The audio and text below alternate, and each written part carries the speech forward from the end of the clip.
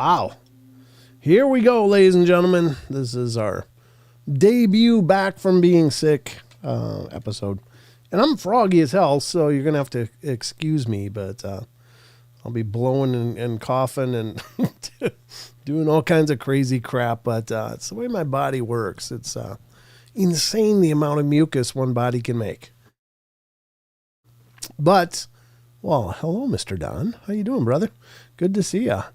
And good to see all of you guys as we embark on yet another journey into the paranormal portal. But yeah, I got hammered by a cold. It was pretty much starting the last Friday, and that's the only way I could, by Saturday I was just hamburger. I was just dead on the water. So, good to hear it, Don. Excellent. Good to see you, man. It's great to have you come in. But, I've got to tell you, of course, I try to take pretty good care of myself, and I usually fail, but I'm at least in the ballpark. But I did take a chance, and I was like, everybody's always recommending zinc, and so what day was it? It was Monday, Tuesday, yeah, because today's Wednesday, so it was Monday. I started taking zinc, and I took a couple of lozenges and had those and still felt like hamburger. Yesterday I took another one, and I woke up today and I was like, I feel good. I feel pretty good considering where I came from with all of this and how, because for whatever reason, how you doing, Bigfoot, Michigan Rob? Good to see you, man. For whatever reason, colds hit me like a brick. I mean, they always have. I don't ever really get pukey sick. It happens. Well, Don can tell you it happened once after I ate Burger King. but other than that, I really don't ever get the vomity kind of sick. But colds are my big problem. And I usually get one or two a year. And it had been about a year and a half since I really got one. Excuse me. And so I've been doing good for a while. I guess part of it's probably been a result of losing weight and maybe being in a better health state than I was. But the other part of it is, that was nasty. It was horrible. It was horrible. In fact, Don actually did the whole show by himself when I was folded up with original chicken sandwich pukes. I can't eat those things to this day. I don't know what it is, but anyway, yeah, that was quite a deal. But I think the zinc was the thing. I think that was the big difference because I always do the vitamin C. I always do all the other. It was a good show too. Oh, you dick. What does that mean? Because I wasn't there. All right, whatever, dude, whatever. I'm sure it was good. I remember watching it back, and you did good. But I just don't get very sick very often, but when I get sick, it's these colds and they usually kick my tail. I mean, they just hammer me. So, but for whatever reason, the zinc seems to have been the magic remedy. It seems to have been what made the difference. So, for whatever that's worth to any of you guys, I'm just going to recommend if you got a cold, try the zinc. And I don't know, there's a bunch of influenza A going around and stuff too, and that apparently is very respiratory. I don't know any difference. The only flu that I know of is the one that makes me puke like I ate chicken sandwiches at Burger King. But hi, a little twisted, but whatever. You didn't tune in tonight to hear about my health, but I am better, and I think it was zinc, and I just wanted to share that with you guys because, hell, if you find a good remedy, and of course, I like the ginger tea and all of that. And so it wasn't the only thing that I was doing, but it was the one big difference that I'd never tried before. And I'm here to tell you, I'm surprised. I'm absolutely shocked. But so that's the only thing I can chalk it up to. Otherwise, it was just a really short-lived illness, whatever the hell it is. So, I ate a bad Burger King sandwich, chicken sandwich, the original chicken sandwich. And I used to love those things, and I still probably would love them. It's just that I can tell you they aren't so good when you puke them up about 4 hours after you ate one. That's a whole different kind of chicken sandwich experience, and not one I would recommend. And it hammered me for like a good, day and a half. I think I was really sick. So, yeah. Howdy, Justin Good Earth over on Rumble, and Big D's over there as well. And hello to T-Boone, Rachel, good to see you. Shelly Montgomery, Wizard Moon. Phil Funk is in here. A Little Twisted popped in. Good to see you. Annie Manuel is here. John Stevenson, Chad Vota. Great to see you guys. Karen Alberding. Elaine is here. Hello, Elaine. I'm just looking for names I haven't said yet. Jed Maxwell. Who else? Oh, I said Elaine already. Bigfoot Michigan Rob, of course, is here, and you guys could check out his show. He's a great friend, and I'll be appearing on his show tomorrow morning, and then apparently on Blondes and Booze tomorrow night is the way that's going to roll. So I'm going to be on both of those shows tomorrow. So definitely tune in and check those out. And, of course, check out Texas Front Porch and Monica's Our Paranormal World and Paranormal Planet with Paul. There's just a great family of shows over there that they've welcomed me into their fold. So I have a lot of fun going on their shows with them. Josh Casto is here. Good to see you, Josh. And Grateful Owl, great to see you. She's with us as well, which is awesome. Marstall is here. And, of course, Aethor Archives, which is our very own Mr. Longbeard. Good to have you back, man. We've missed you. Who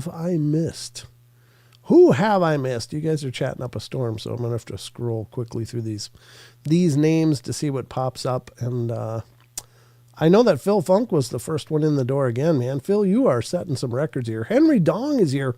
Good to see you, Henry. Thanks for coming in, man. It's great to have you with us as well. And Karen Alberding is here. And I really think that's everybody. Jed Maxwell. Good to see you, Jed. Great to have you with us. Look at me getting a notification on time. Yeah, I don't know. They don't always work right, but it's all on YouTube's end. Annie Manuel is here as well. So great to see all of you guys that have managed to come in so far. If I missed you, hi, Susan F. Good to see you. Susan F. popped in as well. Denise is here. Good to see you, Denise. And if I missed your name, just tell me hi in the chat, and I'll do my best. Aussie is here. Aussie Tiger, good to see you, man. I just see that people are saying hello to you, so I gotcha. Chucky Danger's in here. Good to see you, Chucky.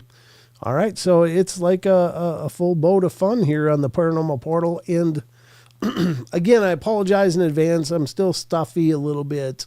I'm still raspy. But, Andy Bednar's is here. Good to see you, Andy. Andy, great to have you. Hello from the UK, he says. Well, hello to you too, sir. Thank you for joining us over here across the pond. Hope you're staying warm over there. What's the weather like in the UK now? Because like everywhere over here is frozen. It's been a really, really cold snap cooking over here. So hopefully that means that you on the other side of the planet are getting all kinds of heat or something. But Sinfully Wicked's here. Good to see you. Nathan Nate popped in. Good to see you as well.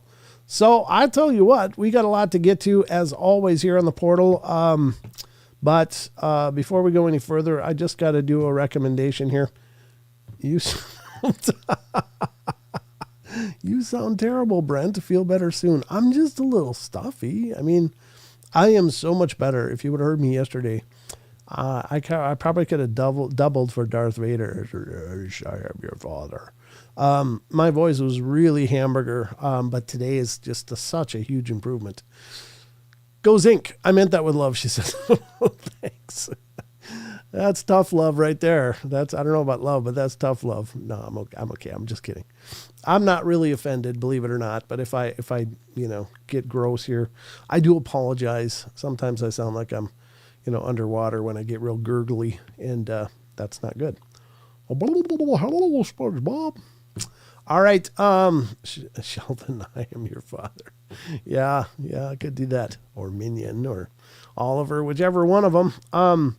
I do have to tell you guys that whatever energy I have right now, I mean, I'm feeling much better, but whatever energy I have right now is thanks to this.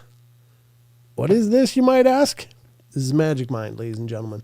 This is a really cool little nutritional shot, and Magic Mind has been gracious enough to let me, be a part of what they're doing. Now, again, I don't promote products that I don't believe in, because I do think that having integrity is really important. But Magic Mind reached out to me last fall and said, hey, would you like to represent our product? And I was like, well, I don't know anything about your product, and I'm, quite honestly, I'm not willing to represent something that I don't believe in. And they said, well, how about we send you a sample? And so they did.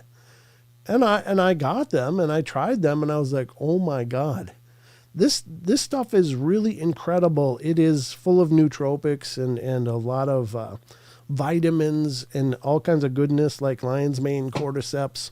And it's just so darn good for you. It's all responsibly sourced. First of all, it's all third-party tested. It's FDA approved. And it is so good for calm energy, clarity, focus, and all of that stuff. Now, I'm not a morning person, and I can get really groggy in a hurry, but ever since I've been using this Magic Mind stuff, and I know it sounds like a pitch, and honest to God, I guess it is a pitch, but it's really, truly from my heart.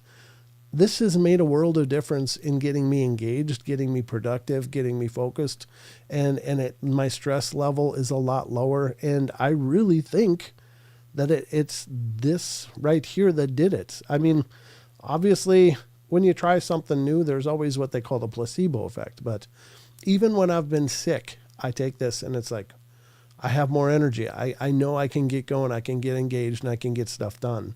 We're all dealing with better health. It's still the new year, so we're all focused on doing things for ourselves that's better for us. Of course, nutrition's always been a big concern for me personally with all of the frankenfoods and frankenchemicals, but I have absolutely no problem taking this and recommending it as well. Now, it's third-party tested, so it's not like you're just getting their word for it, and they have a lot of documentation on that. And they do also a sleep shot as well. So they do a blend. They do like a morning and evening. So if you're one of those people that just can't shut off at night, you might want to try that out. Now, I will tell you that if you go to this link, let me move it back down here again because I got a dark shirt. It's easier to see when it's on the dark part. If you go to magicmind.com, that should be a slash there. I'm such an idiot. I still haven't done it, but I've just been sick and I didn't correct it. But there should be a slash and then Portal Jan. If you go to that URL, you can save 45 to 50% off. And I'm here to tell you also that they do offer a 100-day money-back guarantee, no questions asked. So if you try it and you don't like it, let them know. They'll refund you, and you're out nothing. So check it out. It's so simple to use. They come in these boxes like this of 15, and you just need one for an entire day. You just grab one. They recommend you can refrigerate them or not. I just keep them right here in the studio. Grab one, give it a shake, and it's literally a shot. Like, cheers. And that's it.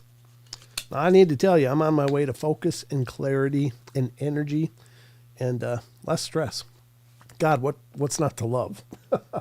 So check it out, magicmind.com/portaljan, PORTALJAN, Jan as in January, and you can take advantage of the offer. So I hope you guys will check it out. Special thanks to Magic Mind for giving us a shot here and letting us be a part of your journey. And okay, Justin Goodearth. If you go to www.magicmind.com/portaljan, Jan, that is the link. And you don't actually need a code. You just go there and the offers are right there on the page. Check it out. And again, I hope you guys love it. If you don't, well, you're out nothing because they'll guarantee it either way. So it's worth a shot. All right. So special thanks to Magic Mind. And thank you, Sinfully Wicked, for gifting 5 memberships. Wow. I really appreciate it. So Barry Browning got one. Mr. J got one. Good to see you guys. Thank you for Egyptian Princess got one. Alfred Miller got one. And RJ Windwalker got one. So we got some members. Again, I'm going to try to put a little more focus into offering some extra content for those of you guys that are members. Maybe Magic Mind can help me with that. Give me a little more energy to create a little more content for you guys. But yeah, I'm in. Well, thank you, Justin. Appreciate it, brother. I know you're going to love it if you do. And honestly, that's all I can tell you. I really recommend this stuff. It's good stuff. If you go to magicmind.com, you can just learn about the product. And if you want to look at it. Nathan Nates, try it out because it's worth a shot. I like what you did there, Nate. Good job. All right, so we got a lot to get to here tonight. Again, thank you for indulging me that promotional opportunity. It does help out the show. It's helping to keep the lights on here in the portal, and believe me, we all need help with that. So it's pretty cool. Jesse Wilkins, good to see you, brother. Popping in. I hope you're feeling better, by the way. Jesse Wilkins of Hometown Ghost Stories is here. You feeling better? I know you were under the weather there a little bit. But check out Hometown Ghost Stories as well, guys. They're great guys. They're wonderful guys. I have a lot of fun on their show. And I got to get them back on here, too. But I've been having trouble with my computer. It's not handling hosting people very well. So I'm not sure. We could probably give it a whirl. But if it turns into lag, hell, it's going to be a mess. But, yeah, Jesse, good to see you, man. I hope you're feeling better. Much better, thank you, sir. Yeah, me too. Zinc. It was zinc for me. Zinc was the thing, I think. But I don't know what you did to get better, but you're also probably a hell of a lot more resilient than me anyway. All right, well, let's get to the news and find out just what the hell's going on in the news world around us. And so buckle up because we're going in. Here we go. Ready? Here we go.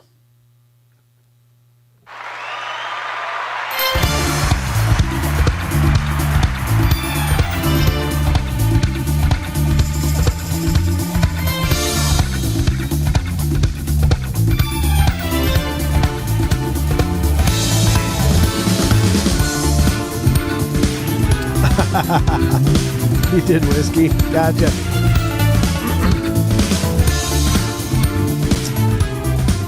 I never thought of whiskey. That might have been the thing. I just suffered miserably for a week. It was the flu. Oh yeah, my mom actually, Portal Mom actually had the flu. She had the influenza A, and it was pretty rough on her, man. But she bounced back. She's back home again. She was in the hospital, actually, folks. So keep your prayers going out to Portal Mom. Hopefully she's always feeling better every day. Back in the day, blackberry brandy was great for coughs. Hell, I think it's great for anything. It's blackberry brandy, Jay, by God. All right, it's the news. This is the news, folks. Welcome. Whiskey helped towards the end for sure.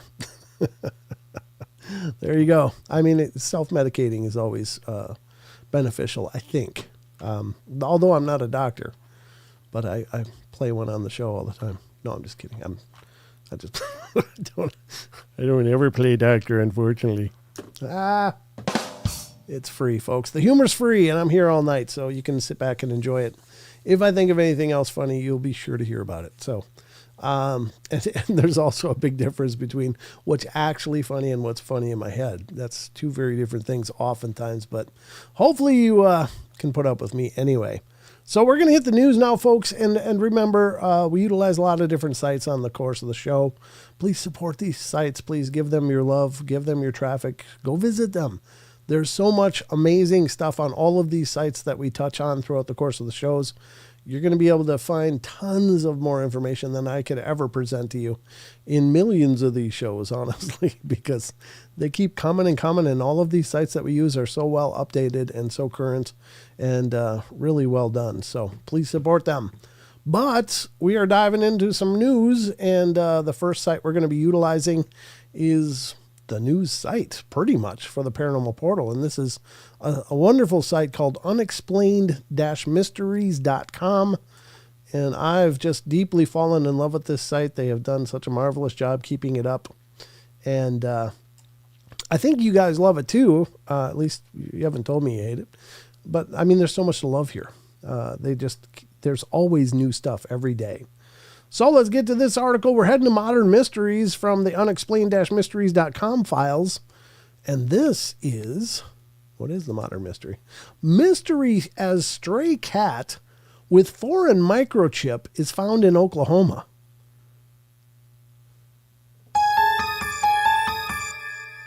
What? So, a cat with a foreign microchip was found in Oklahoma. Let's find out more about this. I don't know about you, but my interest is piqued. It says the hapless feline, which was picked up in a rural part of the state, appeared to have come a very long way. While it's not particularly unusual for someone's cat to disappear, only to reappear several miles away, this is the first time we've heard of one being found thousands of miles away from home. The cute little gray cat, who has since been nicknamed Samson, was recently brought into Sand Springs Animal Welfare in Oklahoma after being found roaming the area. Given the fact that the cat was well groomed, staff expected to find that it belonged to someone local, but when they checked his microchip, they were in for quite a surprise. It turned out the cat was registered to someone in the UK some 4,000 miles away. The mystery deepened further still when, upon contacting the registered owner, it turned out that their cat wasn't actually missing. Oh, jeez. Somebody screwed up on the chip, I think. So, who did Samson belong to, and how did he end up in Oklahoma? Well, he would have had to have been shipped over. And it's really expensive to have them shipped over, and then they have to be quarantined and all kinds of stuff. Animal Welfare Coordinator Tracy Anderson told First Alert 4 News. Man, this is a big story. It was on First Alert 4 News. So somebody loved this cat and put the money into getting him over here, but it's just hard to tell what happened to them. Maybe they passed away or something. It's just really hard to tell. But he's with us, and he'll get a good home either way. What?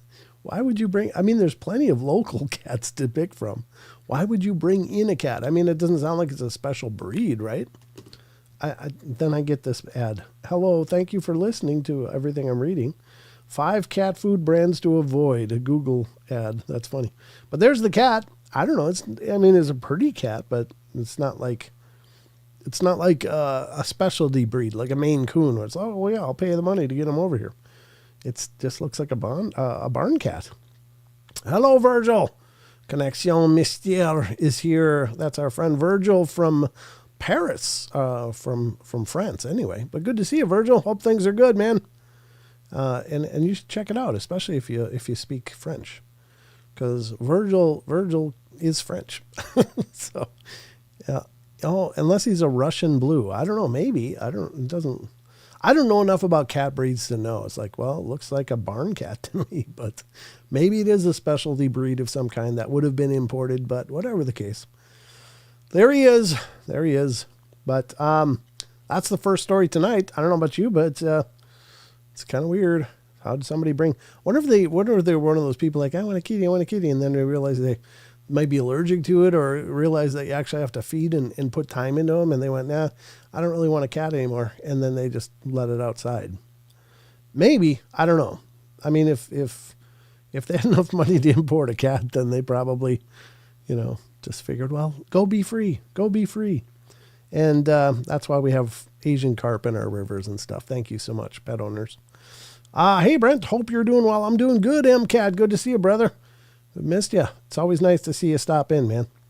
MCAT's been with me for, I think, from the beginning of the Paranormal Portal in 2016. I think MCAT was there. So he's one of the originals, the OGs in the Paranormal Portal. Could have been running away from Pepe Le Pew. Okay. I mean, hell, what do I know? Could have had a white stripe accidentally painted down the length of its body and had to run from skunks. I guess anything's possible. This is the Paranormal Portal, so I'm not going to try to guess. Here we go. We got a Bigfoot story coming up next here in the news, and for all you Bigfoot cryptid lovers out there, I don't know. I think many of you guys already know this, but in case you didn't, we're going to talk about it anyway. So here we go with a little Bigfoot news for you. This is also from unexplained-mysteries.com, ladies and gentlemen.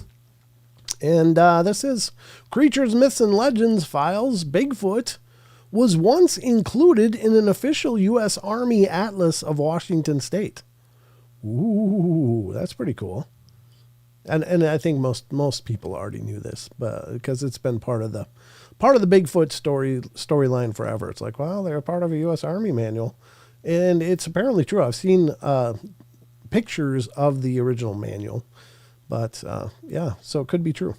The inclusion of Sasquatch as being part of the state's recognized wildlife has long proved a curiosity. Back in 1975, the U.S. Army Corps of Engineers published a comprehensive 114-page book entitled The Washington Environmental Atlas, which cost $200,000 to produce. And in 1975, $200,000 was, well, a lot of money. It's still a lot of money, but it was a lot more money then. The book took several years to compile and contained detailed information on wildlife, environment, and geography of the region, as well as maps, diagrams, photographs, and more. It contained entries on plants, archaeological sites, rivers, forests, and just about everything else that anyone could ever need to know about Washington State. But there was one addition that continues to raise eyebrows to this day, an inclusion that has since sparked a great deal of debate and speculation over the intervening 50 years since the book's release. In a part of the book about wildlife, the authors had oddly decided to include an entire section all about Bigfoot, treating the cryptozoological creature as though it was a genuine, accepted part of the state's established inhabitants. And while it does acknowledge that the existence of such an animal is disputed, its inclusion in a U.S. Army Corps of Engineer atlas remains a rather baffling peculiarity. Excuse me. The book makes reference to hair samples being tested in FBI laboratories and claims that no matches could be found to any existing known species. It also goes on to describe the creature's physical characteristics in great detail, including the size of its feet as determined from footprint plaster casts and even its facial features. It even mentions other similar cryptids cited in the USSR. And ultimately is not particularly clear why such a serious, expensively produced, and thoroughly researched publication would include a cryptozoological creature in its guide to native animals. There is even a cartoon on the same page poking fun of the decision to include it. And you can check out the page from the book below, courtesy of The Black Vault. Where's the poking fun part? I mean, it's an illustration, but it's not like, derp, I guess I made it, or something like that. It's just showing a Bigfoot walking and leaving prints. So there you go, and there's even some sighting anchors. Look at that, wait, this is just Washington State. But that's probably up by the Colville Native Reservation right up there.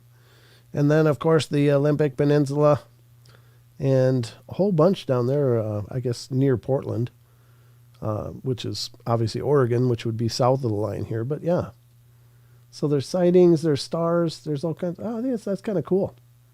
That's kind of cool. But then again, this is circa 1975. So, I mean, the amount of people that actually would report their sightings would be much, much, much, much lower than nowadays, when people see Sasquatch everywhere, including in their hedge in their backyard and stuff. So I'm just having a little fun there. Wonder if Bigfoot smokes weed. I don't know, 420 all day. I wonder why you asked that. Oh, never mind. I noticed the name. Jesus. I don't know. I don't think they've got the whole fire thing worked out as far as I know. So they're probably not. Lots close to BC. Yeah, and this is 75 again.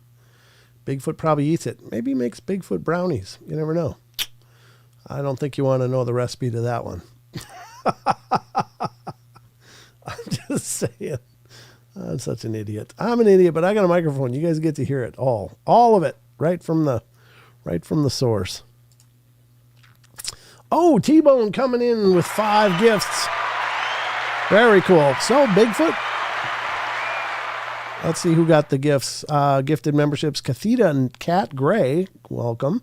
Magic Angel 0302, and then no got one. He said no, but obviously yes. Donnie N got one, and Kentucky Boy 22 got one. Well, welcome, guys. You're now a member for 30 days, free of charge to you. T-Bone ate that for you, so hopefully you enjoy being a member, and you'll figure that you love it here, and you just want to be part of it. I can dig it, 420 all day says. Fair enough, fair enough. All right. Brilliant idea. That's how they can be caught. I'm not sure. Do you mean put out some brownies like that? Maybe. I don't know. Yeah, it's hard to know how that would affect their physiology, but I guess why not? People are putting out ho-hos and Twinkies and all kinds of natural goodness for them, so, which is a really bad idea for what it's worth. I think if you're going to gift these things anything, fruit, vegetables, great.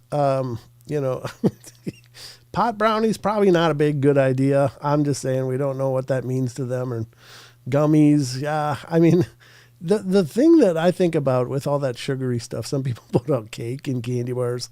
It's like, yeah, but these guys don't really have access to a toothbrush. And you could be just rotting their teeth out. And can you imagine? I mean, what if they got like abscesses and stuff from eating all this garbage and they can't eat, and then you're actually killing them because you love them? So be careful with what you gift these things. Don't leave out bananas for them. Yeah, they don't apparently touch bananas. A lot of people have tried, but the bananas, as far as I've ever heard, remain untouched. They do apparently like some apples, though. I'm just saying. All right, so there you go. Bigfoot made the list in the U.S. Army Corps of Engineers book regarding Washington State. Now, obviously, they must have removed it right after that. Maybe they took too much heat, but it was a done deal. All life on Earth could end, and those Twinkies would just be just as fresh as when they were made. Yeah, I don't know what the shelf life on a Twinkie is. I don't think it's really the 20 years that everybody's been saying. But I'll bet you they last for a while. Renee Cruz, what the hell did you just put on my screen? There's just all kinds of weirdness. I think Renee is channeling some Pleiadians or something. Is that what's going on, Renee? Anyway, good to see you guys. Maybe they like, maybe. All right, let's, I'm not going to read the rest of that. What are you trying to do to me, 420, huh? You trying to set me up here? All right, let's get to the next one. We're going to continue. I'll do one or two more news stories, and then we'll move on because there's a lot to cover. And there you have it. Eric Walker came in. Good to see you. Good to see you. All right, next up, we got a Modern Mysteries. And this comes from Australia. I'm not sure what's going on in Australia, but to all of our Australian friends over there drinking Foster's because it's Australian for beer. I always get a lot of crap from my Australian audience. They're like, oh, that stuff is piss. I've not yet met an Australian who likes Foster's, but I remember Crocodile Dundee said it was the stuff back in the day. Yeah, emoji witchcraft is a thing. Yeah, maybe Renee just cast a spell. What's going on there, Renee? So let's check out the next one. This one is coming from Modern Mysteries Files of unexplained-mysteries.com, ladies and gentlemen. More mysterious marble-sized balls force closure of beaches in Australia. I wonder where these balls are even coming from. Must be a lot of disappointed fish out there. I don't know if that even made sense, but it was funny in my head. All right, thousands of strange balls of unknown origin have seen multiple beaches shut down in Australia recently. Several months after a number of strange black balls caused beach closures along Australia's New South Wales coastline, something else has started to appear. This time the balls, which have been washing up in the thousands, are gray or white, quite unlike the black tar-like balls deemed to be from a sewage spill. Oh, God. That were discovered last year. According to reports, at least 8 beaches in New South Wales have been closed, and members of the public have been warned not to touch the balls in fear that they could be hazardous. North Beach's Mayor Sue Hines told Guardian Australia that they could be anything. They could be just balls. We don't know at the moment what it is, and that makes it even more concerning, she added. There's something that's obviously leaking or dropping, floating out there, being tossed around. And since then, new details have been revealed following the submission of samples to New South Wales Environmental Protection Authority. According to the findings, the balls contained saturated fatty acids. There's your Twinkies right there, probably.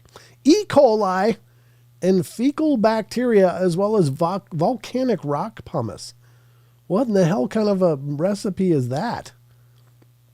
And this has led suggestions that these latest balls could also be from a sewage spill, though local authorities have found no evidence of any incidents or issues that could account for this. And we're continuing to conduct regular inspections of our beaches and encourage the community to report any sightings, said Hines, while adding that she hoped that the analysis would make it possible to identify the source so that they can stop this from happening at other beaches.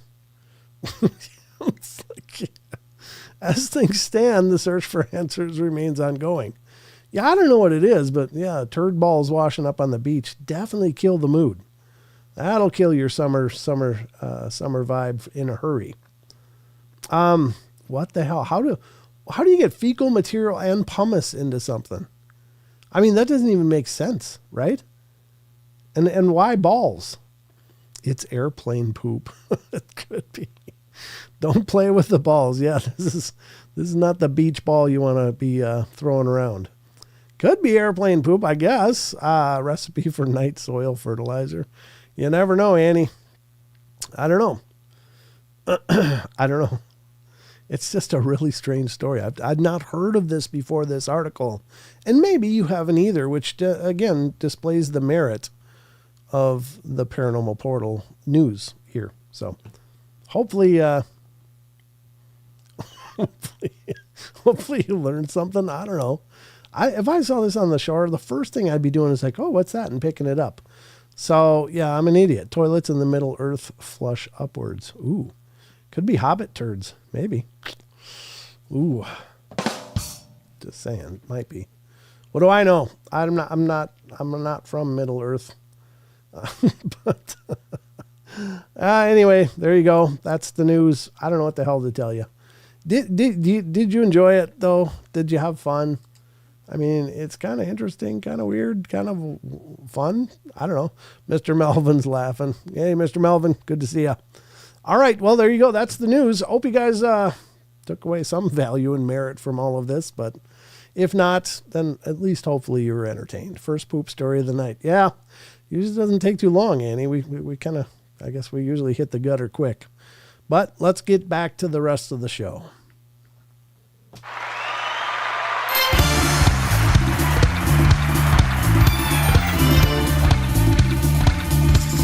Got 10 new members tonight, folks. Woo! And right now they're going, oh, hell no. 420, glad I found your channel. God bless you, 420. Glad you did too. Glad you did too. All right, well, that was the news. Hopefully you had a good time with that. I don't know. I don't write these things. I find them great, but that's why I love that site. It's just there's so much weird stuff on there, so much cool stuff on there too. So it's like got everything, and there's some really great threads and reader submissions over there talking about their experiences on unexplained mysteries as well. So there's a lot of good stuff over there. You just gotta go dig for it. It's all waiting there for you. So go to unexplained-mysteries.com, and I do make sure to say dash because obviously they include it for a reason, and there must be an unexplainedmysteries.com out there that is not them. And so anyway, that's the story, and I'm sticking to it. So we got a lot of other things to get to here tonight. Again, I apologize for my absence last Saturday, but I just got hammered by a cold. But do you still seeing stuff in the sky there? Where's there? You can say it hit the fan early tonight. Yeah, you can, Phil. It's bound to hit the fan sooner or later anyway. All right. Although, I gotta say, it's still fun. It's still fun, even if we get to be idiots. That's okay. Drones? I don't know. That's weird. That is a weird take because for a while the drones were everywhere. Like they were popping up all over. There was videos all over, and now it's just like radio silence. So what's going on? What is going on? I was in South Florida fair all day Saturday. Oh, nice. Is it cold there in South Florida? I know the North Florida is. I mean, there's snow in Florida right now. So that's crazy. I don't know what's going on. Yeah, the drones seem to have just disappeared. Maybe they were done doing whatever they were droning for. I don't know if they were ours or somebody's, but some of the descriptions were really extraterrestrial sounding. Oh, Chucky says drones are still everywhere. You just need the right channels to see. Here's the thing that, orbs and stuff are not new. They've been around forever. So I think everybody's just calling everything they see in the sky right now drones. But there's always been a lot of reports of orbs and strange things in the sky. Hell, I see them here when I go outside with my night vision goggles and look up at the stars. I always see weird things in the sky. I don't know that they're drones, but I've been seeing them for years. So I think that now everything is a drone. Like if you see a strange light in the sky, well, we got drones here now too. Well, you don't know what you got. You got an unidentified object in the sky. So I don't think anybody can really say, well, that's a drone. But everybody's saying drone because it's the trigger word now to get people's interest. But the truth is that sightings of strange anomalies in the sky are everywhere, and they always are. So I don't know that they're all drones. I think that's kind of, the spin everybody's given it because everybody's paying attention to the drone stories. And whatever, I'm not putting people down for that, but I do think that we don't know what these things are, but, everybody's saying drones, but they are just unidentified objects in the sky. So yeah, UFO got turned into UAP, and then it got changed to drones and orbs, yeah. And now it's all drones. Everything's drones. Even orbs, even, regular UFO sightings are all drones. So we've kind of lost the ability to track it because now there's a brand new term that everybody's attaching everything to. So now it's this pile of confusion. Maybe that was the plan all along. I don't know. But someone here posted a drone, and it was a helicopter at night. Exactly, yeah. Exactly. And most of us are not really skilled enough to go, well, that's not a terrestrial aircraft. I mean, you don't know. I mean, unless you're really informed regarding aviation and the things that are up there. And we all know what a helicopter looks and sounds like. We know what most planes look and sound like. But that doesn't mean there couldn't be other things up there that are also ours that we just don't know. They're always flying new experimental aircraft, so who knows. Anyway, I don't mean to roll into a big rant about that. At least the government said it's nothing to worry about, eh? Right? Nothing to see here, move along. But we'll see how that evolves. Maybe. I know a lot of people are hopeful that maybe information will be a little more forthcoming in the future.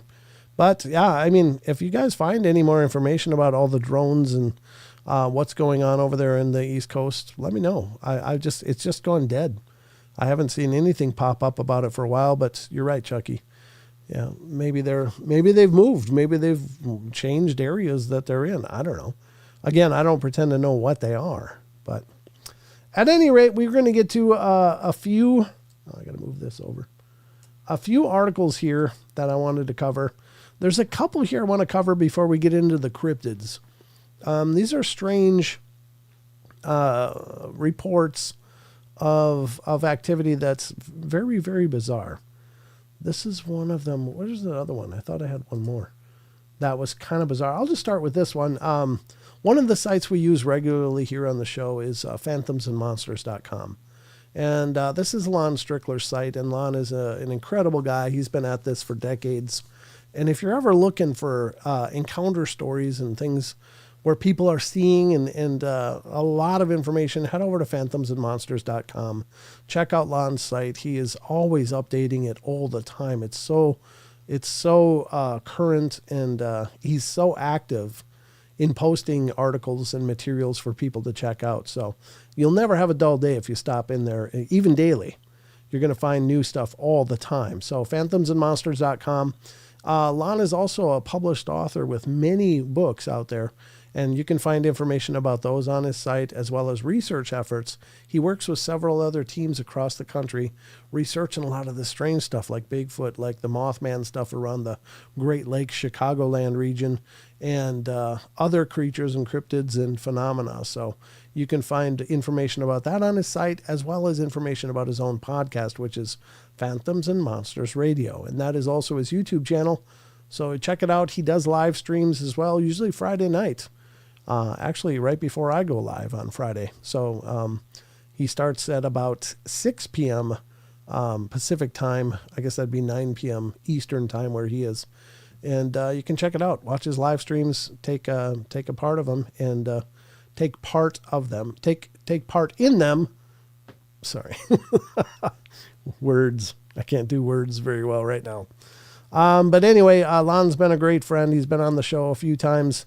And I got to get him back on. I definitely got to get him back on. But check out Phantoms and Monsters Radio on YouTube and get subscribed. Here's the article. This is a strange one. These are hard to understand what's going on in this case.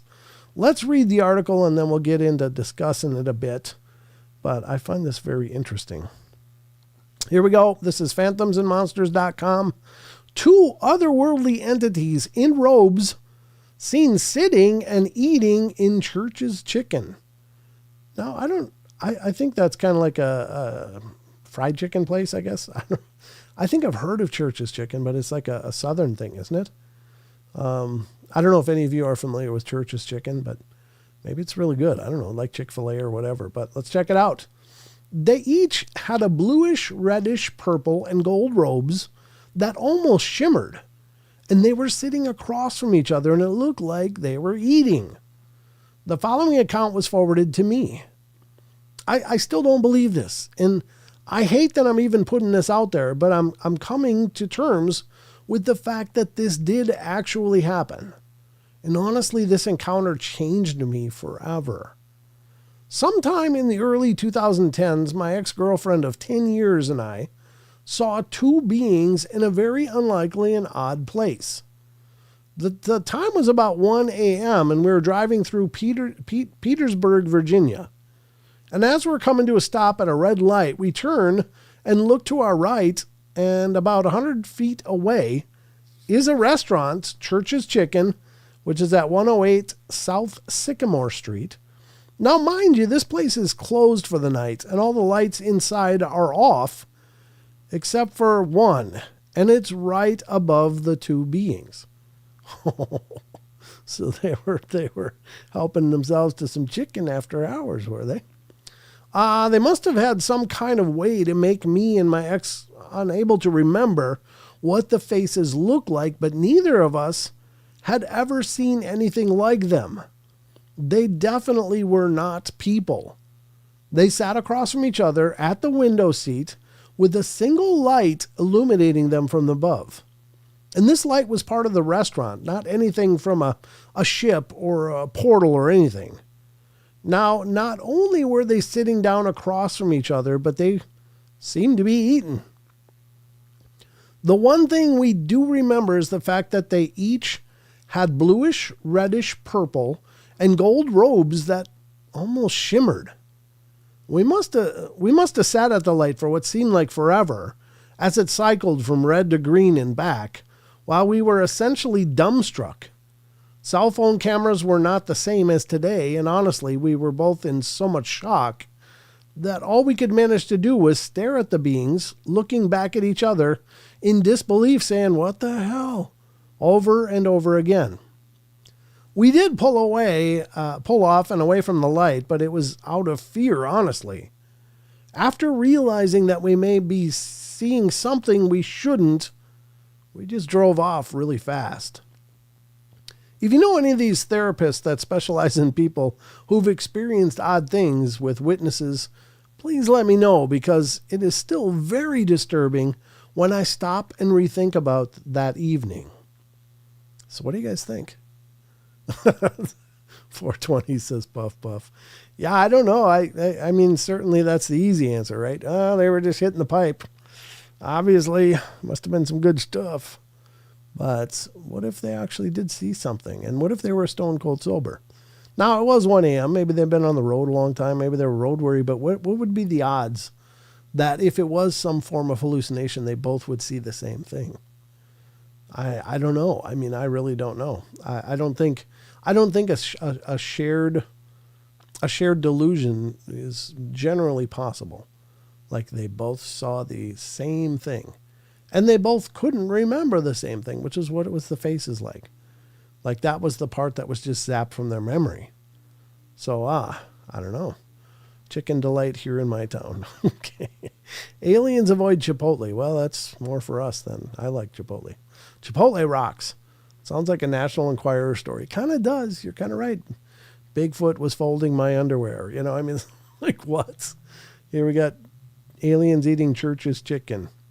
I don't know. Was anybody familiar with it? No, they didn't remember the face. That was the one thing. They could not recall what they looked like. They could just see the robes in their memory and thinking back on it, what the robes look like. We got Popeyes, but it's really expensive. Sorry. That's my Popeye. Elvis ate my dingo. Yeah, I mean, it might as well be, right? But yeah, could it be just a fabrication? Sure. I mean, this is kind of one of those weird one-off stories. It's like, what were these people witnessing? What were they seeing? What could they have experienced in this case? Is it just maybe aliens stop by and whip up chicken quick on the way through? I mean, what the hell is that? And why sit so conspicuously? Why sit there with one light on over them? They could have sat at a booth away from the window and nobody ever would have even noticed, probably. Nobody would have thought a thing. And maybe it was just for these people. Maybe there was some reason they should see this or did see this or whatever. So it's so weird that it must be true. Yeah, I mean, there's that part too, yeah. Little Nikki loves Popeye's chicken. I had some and liked Pioneers better. Yeah, I don't know. I don't have any idea what Church's chicken is like. Is it like fried chicken or is it like chicken sandwiches like a Chick-fil-A or what does that mean? I don't even know for sure. Maybe a dimensional rift, a thin tear in the universe. Yeah, I mean, those kind of things, these one-offs really do make me think of that, Rachel. It's like, why was there this one moment, this one micro experience? I mean, in the grand scheme of things, a Church's chicken, one light, two of them sitting there, but why? And why did they need the light on then? I mean, couldn't they have eaten in the dark? Don't they have like alien night vision or something? I don't know. It's like they were meant to see it, but why? I don't know.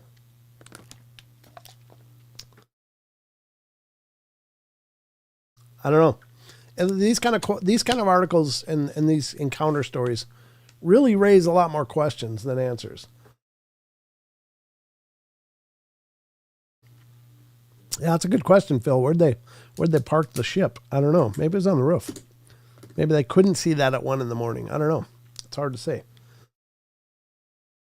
Sorry, I'm getting a coughing fit. I'm not completely better, but I'm better. Excuse me. Wow. Then I realize I unmuted in order to cough and then I remuted when I was going to talk. Yeah, that's brilliant. Yeah, I'm still not all there. Maybe they're us from the future and still like chicken. Well, you know, I think future archaeologists, like say 10,000 years ago, are going to think we were probably a race of chickens because that's like the most prevalent skeletal remains that'll be here is chicken bones. And maybe they'll think that we enslaved these humanoid things and made them work for us or something. I don't know. That's funny though. Yeah, that's another thing that gets repeated quite a bit. Is like, well, maybe these aliens are a future version of us, or maybe another dimensional version of us, and they figure that we're worth visiting for some reason or another. Of course, I think everybody that's marginally interested in the UFO phenomena has heard the old, well, it's a future version of us or a different dimensional version of us, and they lost the ability to procreate because of their genetic degradation, so they're here to get genetic material to save their species. I don't know. And what do you do with that? How can that possibly be substantiated? And it can't. But we made the chickens build the pyramids. Yeah, maybe that's the answer. 420. Maybe that's how they got made. Emu is delicious. Well, yeah, but Jed, the Australians lost against the emus. I'm just saying. So the emu wars, which I just learned about 2 weeks ago. Never even heard of that. But it's not only weird that the Australians battled against emus, but it's more disturbing that they lost. I'm not sure how that worked. But yeah, I'm sure emus are delicious. Can't imagine one of those drumsticks feed a family for a week. But there you go. First story, there you go. What do you think? Do you have any thoughts? You'll have to let me know. I don't have any thoughts other than what I just told you, and definitely no answers, but it's a strange one. Just these weird one-off stories that are hard to understand. Now, Emu Moors, that's the movie with Ozzy Man. Oh, yeah? Oh, okay. I didn't know Ozzy Man did a movie about that. Huh. Well, maybe they're the Aussies from the future. After they lost the Emu War, they needed to come back and get some chicken. That's my really terrible Australian accent. So I only can say a few things in Australian convincingly, but I got to sit down and watch more Australian movies apparently. All right. Tall, lanky, human-shaped shadow being encountered on Portage, Indiana Road. And here you go, folks. This is the next one up from Phantoms and Monsters. This is another one. Now, this could have been a cryptid story. I thought about where to read it. Before the cryptid corner or after. Because it could very well be a cryptid. It could be a pale crawler or something like that. But it's just this tall, lanky, humanoid-shaped shadow being. And it's kind of the inspiration for the thumbnail art that I made for the episode tonight. But I didn't read it. I read everything with you guys. It's not a knife. This is a knife. That's right. Good on you. Good on you, Eric. All right, I sat there terrified, waiting for the light to turn green. Another light. We got a lot of light stories tonight, sitting at lights. Things people see at semaphores, man. I'm telling you what, maybe that's the hot spot. Maybe you just got to get stuck at a red light in the darkness, and then you'll see weird crap. Could be. Wouldn't that be something? That was like the missing element in a lot of experiences. Well, you weren't at a red light. That's why. Let's see. Waiting for the light to change or to turn green. It terrified me that it was following me. After what felt like an eternity, the light turned green and I sped the rest of the way home. So let's check out this one. This is a tall, lanky, human-shaped shadow being from Indiana, Portage, Indiana. So, hi, Lon. I've been reading about people's encounters on Phantoms and Monsters, especially those in the Chicago Mothman sightings, and it has made me think about past creepy experiences that I've had. One in particular had resurfaced in my mind last night. So, I grew up in Portage, Indiana, and this encounter happened in 2021. Though I don't remember the month. It happened before I moved out of my mother's house, and the trees had full foliage. So it was late spring to midsummer. The night that it happened, I was hanging out at my boyfriend's apartment, and I hung out there almost every night of the week and would return home at around 10 to 11 p.m. Well, it was always dark when I drove home, and until this night, I'd never really seen anything weird. And it was only a 5-minute drive from my boyfriend's apartment to my mother's house. Well, about halfway through the drive, there was an intersection. If you go straight, you drive onto a short stretch of winding road with woods on both sides. Well, on one side of the road, there was a small trail that follows it and cuts through some of the woods, and it's a very beautiful walk during the day and a great place to spot deer in the morning. Well, at the end of the road, there's another intersection that meets a larger, busier road, which I would use to get to my mom's house. The trail turns into a normal sidewalk at this intersection. So I'm driving on this stretch of road, and I'm getting close to the next intersection. There aren't any street lamps, so the only source of light is coming from my headlights. The trail is to the right of me, and I see this tall, lanky shadow start to walk out of the tree line. Well, as I pass it, it continues to walk straight towards the road, almost right into my car. Now, I didn't really process what I saw until I'd already passed it, so I didn't even stop or even slow down. Well, despite this, it seemed to not care that it was almost walked right into my car. It didn't even hesitate. It almost felt like it knew that I was coming. Once I realized what I saw, I started freaking out. I got to the intersection, but the light was red. I sat there absolutely terrified, waiting for the light to turn green, terrified that it was following me. And after what felt like an eternity, the light turned green, and I sped the rest of the way home. Now let me give you a more detailed physical description of this shadow figure. It was completely black, with no discernible features, not even in my headlights. And it was at least 8 to 9 feet tall. Very long, skinny arms and legs. It was bipedal and walked with a large stride. Its head was round and looked like a little small compared to the other proportions of the body. Definitely humanoid shaped, and I don't think it was a crawler due to the shadow-like appearance and how comfortably it walked on 2 legs. It definitely wasn't a person. Also, on a side note, a friend of mine had a scary experience while biking down this same trail at night, and he heard what sounded like a woman screaming. I don't know if those incidents are connected, but it's interesting to think about. Yikes. Yikes, huh? Jordan Cogburn, how you doing? Good to see you. Huh. So what is it? I don't know.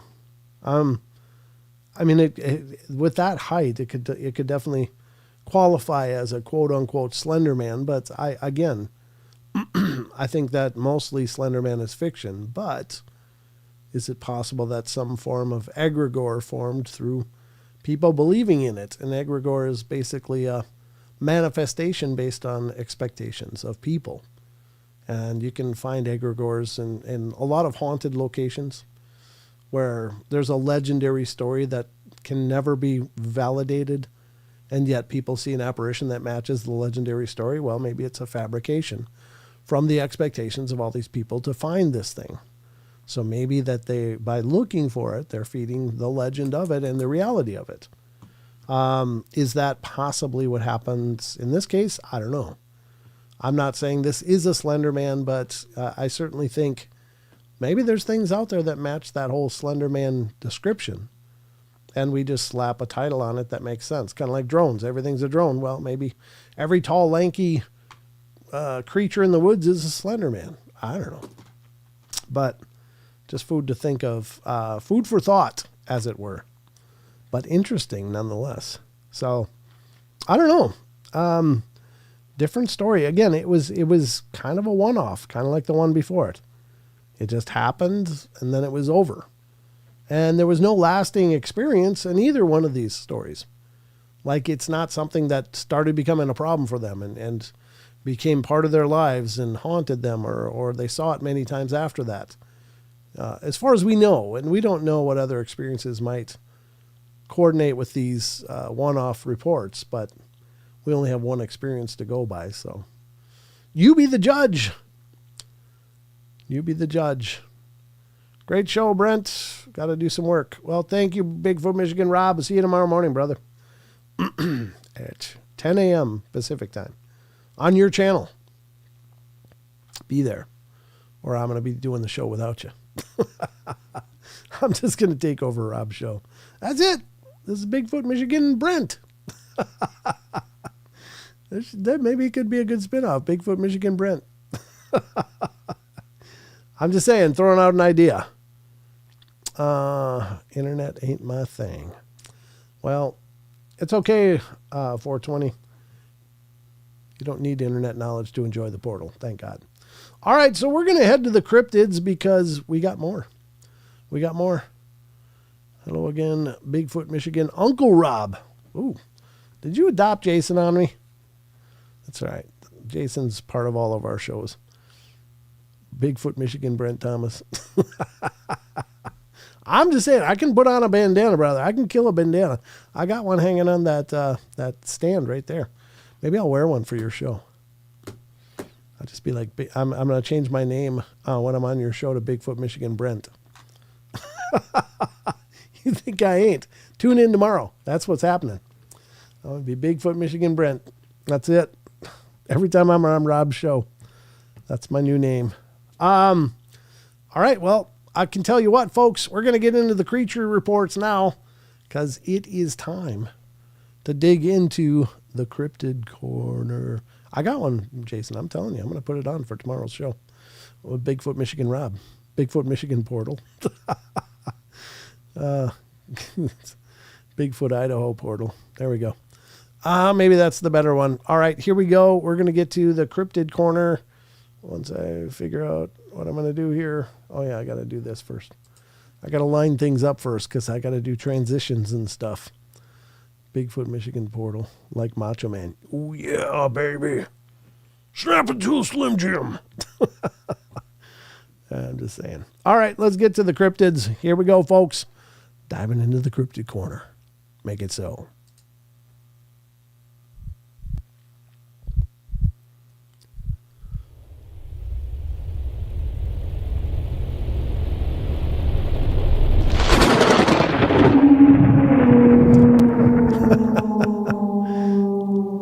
T-Bone says, we're all paranormal pirates. Hire, yes, scary landlubbers. All right, welcome to the Cryptid Corner, ladies and gentlemen, where we dig into all the cryptids and creatures and stuff. What's going on with your cream, Chunky? Sorry. Sorry. I don't know what's going on here. I don't know, but I can always blame my illness and what's left of my fever. If I get really stupid, I'll just blame it on the illness. I have an out. Jason Finch says he loves some Cryptid Corner. What was that? What we see in Hunt Camp. Oh, that Bigfoot and the Dog Man and the Pale Crawler. Yeah. That was thanks to Grateful Owl. She made that transition for me. Thank you, Grateful Owl. Macho Man, you got it, baby. Howdy, Werewolf 5674. Good to see you, man. Thanks for coming in. You're just in time for the Cryptid Corner, and we're going to start this out with SasquatchChronicles.com, ladies and gentlemen. This is Wes's site. I haven't seen Wes tonight, but I'm sure he may be out there just watching. Sometimes he just watches. Sometimes he's looking in, peeking in through the interwebs, but maybe he's there. Either way, thanks, Wes, for letting us use your site. God bless you, brother. And we're going to dive into this. This is one of them. Hey, Sissy Lawson. Hey, hope you're feeling better. I am. Kimber, thank you so much. Acute as Cluck.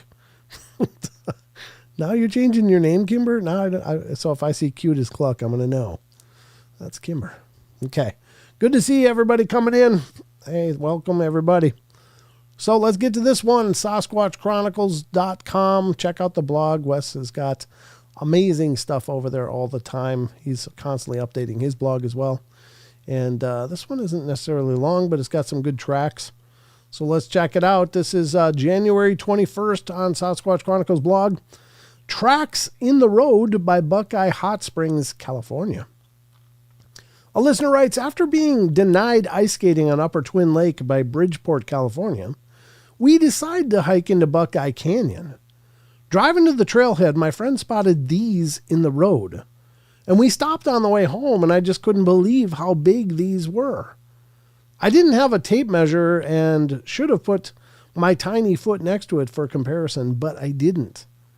I did, however, slip on the boilerplate ice and busted my ass with for some scale. I'm 5'5" and about 155 pounds. Oh, there's the scale representation right there.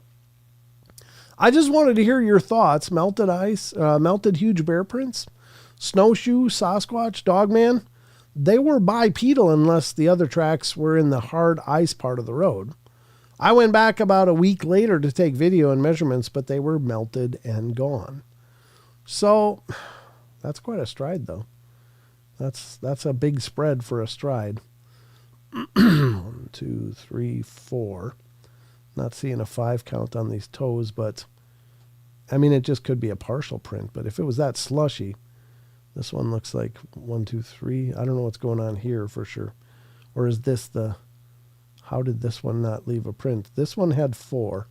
There's 1, 2, 3. Well, maybe this one isn't one. Maybe I thought this was part of the print, but it could be just some of this other stuff going on here. And I can't see that one good enough. Let's see what else we got here. This would be very, very atypical for a Sasquatch just because of the spread between the main toe pad and what's going on up here. It could be a double print from a bear, though. It really could, because these could be the claw marks that we're seeing up here from the bear claws. God, they'd be like Wolverine size, though, wouldn't they? Here's a closer one. What the hell is this, though? Yeah, it could be just melted out bear prints, really. I don't know. That is big, but without knowing what this is, I mean, this could have started out much smaller. So the thing with snow prints that you have to keep in mind, folks, especially when they're older like this, obviously they've cooled and reheated. So there's quite a bit. But what happens with prints is it may have started out something much smaller, but as it's exposed to sunshine, it will melt out in all directions and expand. So if it's not a fresh print, it's really hard to tell. But with a lot of bear prints, they double step into their own print. Like their front leg will come down, and then the back leg will actually come down just about in the same print, but the back foot is always more of a longer thing. So it can kind of stack the print and make it look like an enormous foot when it's actually 2 smaller footprints. So I don't know, but this could be these things. This part here could have started out as just little scratches in the snow that were able to, since it's a dark road, it might have been exposed to enough sunlight to melt it out and make it look more like prints. I wish there was more to go on here, though.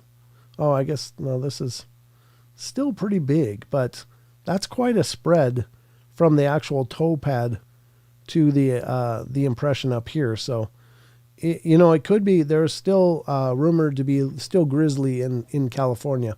They're exceptionally rare, but this could be a grizzly print that melted out from the heat in the day and then cooling at night.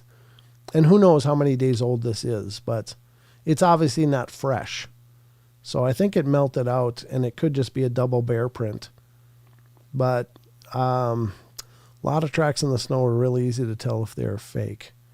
Oh, people have no concept for weight distribution when hoaxing tracks. Also, a lot of the fake tracks that they lay down, they look like you're putting down a flat block in the shape of a foot.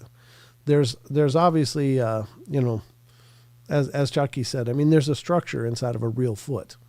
When you step down, some parts of the foot may sink deeper than others, but in a lot of fake prints that are using the tie-ons to the shoes to stomp out these prints, they look like absolutely flat impressions, and there's no strata variations from like rocks, sand, harder soils, more impacted soils to softer soils, and things like snow. So you should be able to see natural variations, as well as the mid-tarsal hinge or break on the foot should be pushing up some more debris in the center of the track as they step out.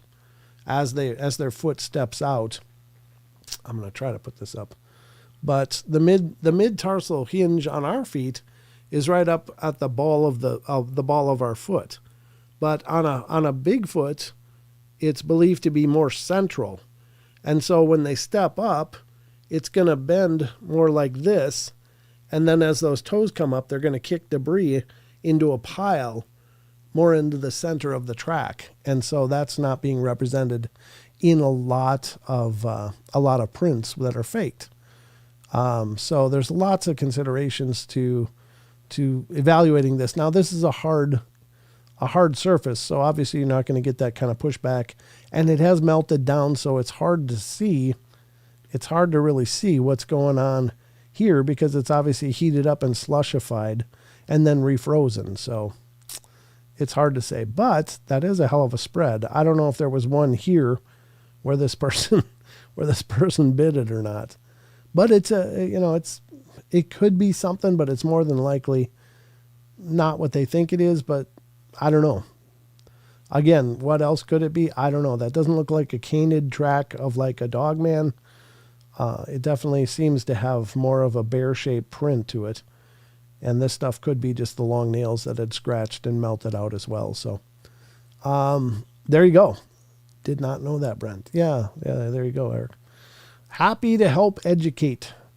Yeah, check out some of the talks by Cliff Barrickman. Cliff Barrickman is incredibly knowledgeable about tracks and exceptionally interesting to listen to. He tends to be a little more clinical, a lot like Jeff Meldrum, but there's so much information in what they present. So, but the mid-tarsal hinge, much like I said, the ball of our foot is where our foot hinges. But, on anything that's as big as Bigfoot are supposed to be, that would be moved back. That hinge point would move back just to accommodate that bigger mass. So it would be more towards the center of the foot, or at least just in front of the ankle, somewhere in there. So looks like a sneaker print with scoops, where they're saying the toes are. What are scoops? You mean just scooped out, or does scoop mean something? I'm not familiar with that term.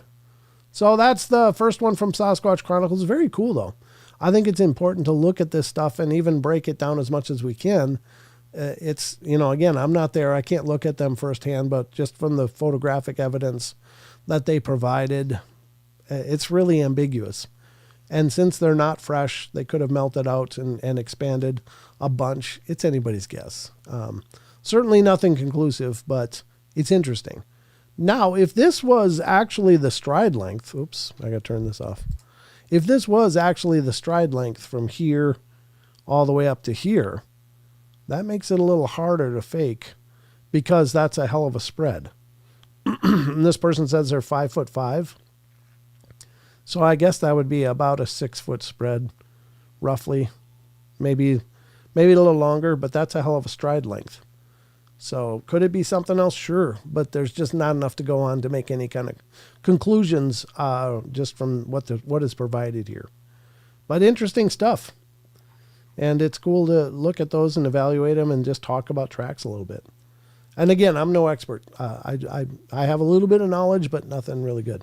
Sasquatch Theory is a good channel too. Sure. Yep. There's a lot of great channels out there with a lot of great information. So you won't ever hear me badmouth any of them. And I don't agree with all of them. But I think, they're having the discussion, which is cool and important. So let's go to the next one. We're going back to Phantoms and Monsters, folks, because this one is a strange cryptid that I don't know what to do with. This one's a new one to me. But let's check it out. This is tall, black, hooded entity, spews tar-like substance, and mimics the eyewitness. Now, I don't know what the hell this could be. What the hell spews a black, tar-like substance? I don't know. Yeah, that's true. If there were better vantage points on those tracks, it would have been easier to see. Or at least different angles. Yeah. Different angles would have helped. But anyway, let's check out this one. Tall, black, hooded entity. So this could have been not cryptid too, but when it said spews tar-like substance, I was like, I don't know. Let's check it out. A young British female describes her encounter with a tall, black, hooded entity that throws up a tar-like substance and then mimics the eyewitness. Well, that's a 10 on the creepy meter for sure.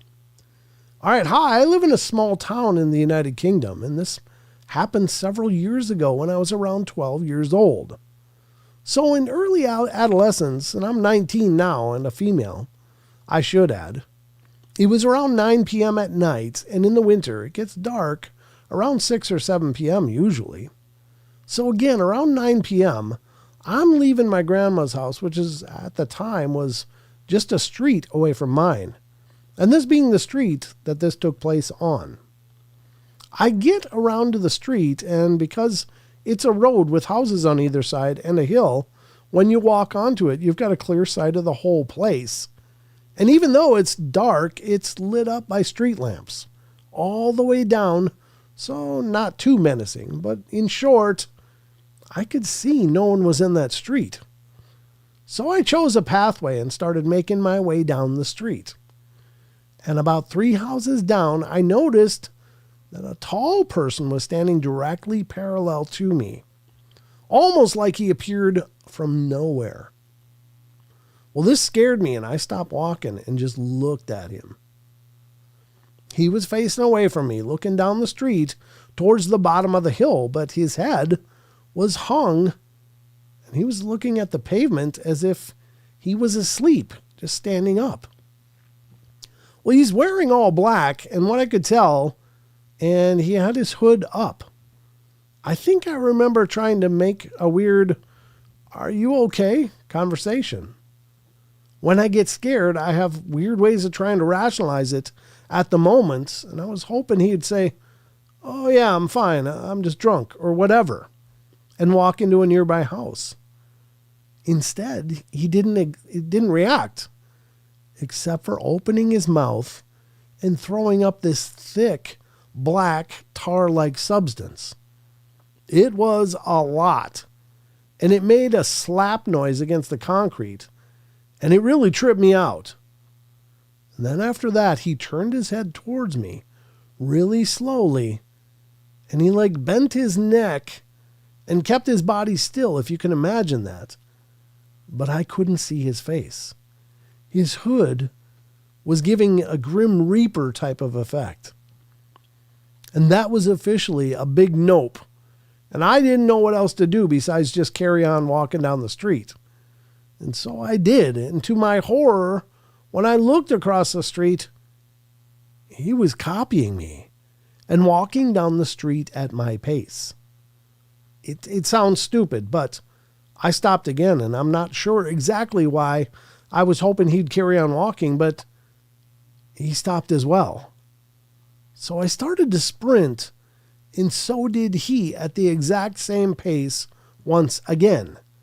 And at this point, I started accepting that something was going to happen to me, and I stopped again. This time, however, the tall figure carried on sprinting down the hill, and I watched as it sped up so freakishly fast that it cleared the street in around 5 seconds. Well, he got to the main road at the end, and I was on my knees because my legs just gave out on me. I was so frightened. He let out this scream, and imagine the most robotic but human scream that you can, like loud but with the same pitch. And then it scattered away down the main road. I'm not going to pretend I know what it is. I'm open to any interpretation. And Lon's coming in next with any thoughts. Yeah, it just seems like some dark entity. I mean, really, obviously dark because it's dark, but that's creepy. What's with the vomiting black goo? It just sounds demonic to me, honestly. And I don't throw around that word very often at all. If you've tuned into this show at all, you'll know that I rarely ever say the word demonic because I think it's incredibly overused and it's misattributed to hundreds of much more normal haunting stuff. But something like this, I think, could qualify. I don't know. It doesn't seem to have been targeting this person, but it did seem to want to get a rise out of her all the same. So it's probably more of a spiritual thing. Could have been something else, sure, but it just sounds like a dark entity of some kind, perhaps demon, I don't know. But yeah, pretty creepy. It's just flexing, I guess. I don't know. That's creepy as hell. Kali agreed. All right, thank you. I appreciate that. I mean, I'm just throwing ideas at it.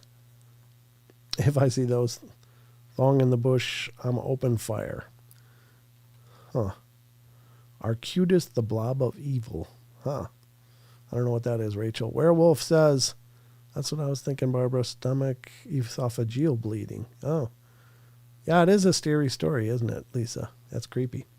I don't know, because it's obviously, it could sound like something sick and just doing that. But then when it ran so quickly that the person was just like, what? And then it stopped and screamed at the bottom and then shot away again. That's a whole different level of screwed up. Yeah.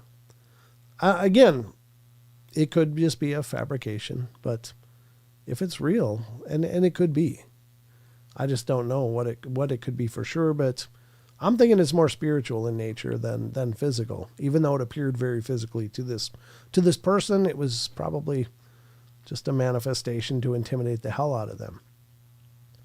All right, well, let's continue on, because there's more. There's always more. And Phantoms and Monsters brings us another one from January 17th. More atypical deer-like creatures reported in Westmoreland County, Pennsylvania.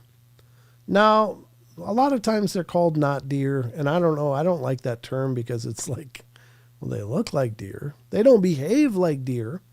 So I guess that's why they got not deer, but it's such a weird, I think they should call them like were-deer or something like that, or the deer creatures or something that kind of makes more sense, but not deer is what gets thrown around, and take it or leave it, I guess. I didn't coin the phrase myself, but it's very unusual.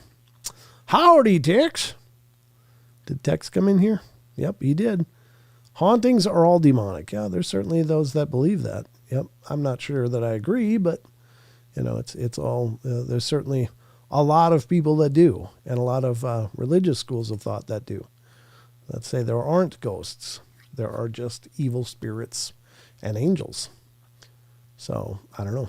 I'm certainly not able to be the arbiter of that truth, but yeah, that's a good point, Wes. Yeah, it's creepy, isn't it? Well, let's check out this atypical deer-like creature story. Yesterday, I posted strange deer-like entity observed in Westmoreland County, Pennsylvania. I received the following a note from Stan Gordon later in the day. Stan Gordon's a big name in a lot of the cryptozoological stuff. So, hi, Lon. Just saw your story about a deer-like entity in Westmoreland County. Do you know near what community this took place and when this occurred? I've been hearing an increase of reports of other strange deer-like creatures that don't look normal or act like the deer that many locals are familiar with. There were some very strange reports during 2024 that occurred around the Derry area of Chestnut Ridge in Westmoreland County. And I'm sure you know that the ridge has a long history of encounters with UFOs, low-level orbs of light, and many types of cryptid encounters. This case that I mentioned in my 2024 synopsis is quite interesting. This is from Stan.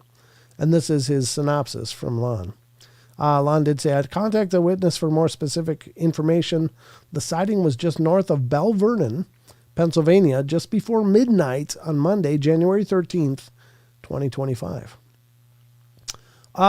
This is from October 10th, 2024, Derry Township. 2 cryptid creatures, and there you go, not deer. There's that phrase. I just don't think that's very descriptive. On the ground, and other anomalies reported that evening by other eyewitnesses. I received a phone report from a witness that evening who sounded very shaken. She told me that she often drives the same road in Derry Township. The woman told me that what had just taken place really shook her up. The witness told me that when she drives that road at night, she moves slowly since there's just a lot of deer in that area. And she explained to me that as she was passing a field next to the road, she saw what she at first thought were 2 deer. One of the creatures was walking oddly and slowly around a tree. The other one looked at her when the headlights hit it. And it then walked across the road and approached within 5 feet of her car and stopped and just looked at her. The witness noted that both creatures walked with a limp that seemed to originate from the back left leg. The creatures were sandy brown in color, about 5 feet tall, and about the size of medium-sized deer. The creatures had floppy ears and oval eyes, and were all black. and they had a nose like a human and strangely seemed to smile with no apparent teeth. The witness was quite shaken as she watched the creatures staring at her, and she had a phone on the seat next to her and never thought of taking a picture. The witness told me she froze and as she watched the strange critter.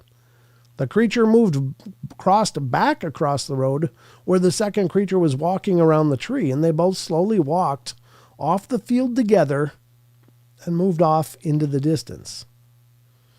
I don't understand. Were they walking bipedally or, having a limp and just being discolored? There's melanistic animals of all different types. So could it just be a couple of melanistic siblings that maybe got bumped by a car together or something? I don't know. I don't understand where the creepy part of this story is, other than it seemed to smile, but what does a deer smiling look like exactly? So there's a lot of questions I have about this, and I'm not trying to doubt anything here or be a doubter. I need a lot more information before I understood even the dynamic of this story, other than there was one deer by a tree and another one came out to the road and stared at the lights. Well, deer do all kinds of stupid crap like that when cars come. It's like that's a perfect time to cross, right when the headlights are coming. With Bigfoot, they do it on purpose because they want to be seen, but I don't know what about the deer descriptions are atypical. I don't know. It's, I guess, unusual behavior. Deer are generally pretty skittish, but if they were young, melanistic, and maybe not doing real well, or any number of reasons, it could be. If they're already dark colored, I guess it'd be hard for a car to see them, and both of them could have been smacked. Who knows? But at any rate, that's that story. And I don't have any more information, but it's a cool story, cool to ponder. But I wish I knew more about the background of what this thing was, what was going on. So let's go to the next one. Man-Wolf Legend of Marshall, Texas. This one's coming from January 12th from Phantoms and Monsters. Man-Wolf Legend. The legend of the Man-Wolf of Marshall, Texas, and its deadly activity continues to be told to whoever is interested in learning about the local beast. As a young child, my sweet old great-great-granny Lee from Homer, Louisiana, used to tell me about a wolf man of Marshall, Texas. She said that she had seen the beast herself as it attacked a neighbor's pig. Well, she swore on an old family Bible that what she saw was not man nor a known beast. And she said it was a man-wolf and could be nothing more than that. This beast man-wolf, my dear old Granny Lee, often described as people actually seeing what was a half-human, half-wolf. And it has been noted and told that they were over 6 feet tall when they stand. They have 2 large yellowish-orange eyes, long white sharp teeth, and a blunt long snout. So I wonder what blunt long snout means, because when I hear a blunt snout, I think of something short, like not a really one. But this one's talking about it being longer. So what does blunt long snout look like? I'm not sure. His face is always not quite a man's face and not quite a wolf, though some report that they're covered with full coat of hair, and others tell of the coat being sparse and patchy. Though reports sometimes offer common factors are that the werewolf's face was always seemingly flat, blunt, and yet pointed and very grotesquely long. Okay. I don't know if that really explains it. The man-wolf of not so long ago was often encountered along Stagecoach Road. This, of course, is one of the most haunted hotspots in all of Marshall. Others say it was a Dead Woman's Road or Sedbury Street, as it is now known. I wonder how it got Dead Woman's Road for the name. This werebeast animal, or as some call it a dogman, was known for slaying a sheep or a cow where it stood in the blink of an eye. And they say the thousands of chicken they kill could feed the whole state of Texas for a year. And don't forget the many stories of them killing possibly a man, woman, or child, or 2 for good measure.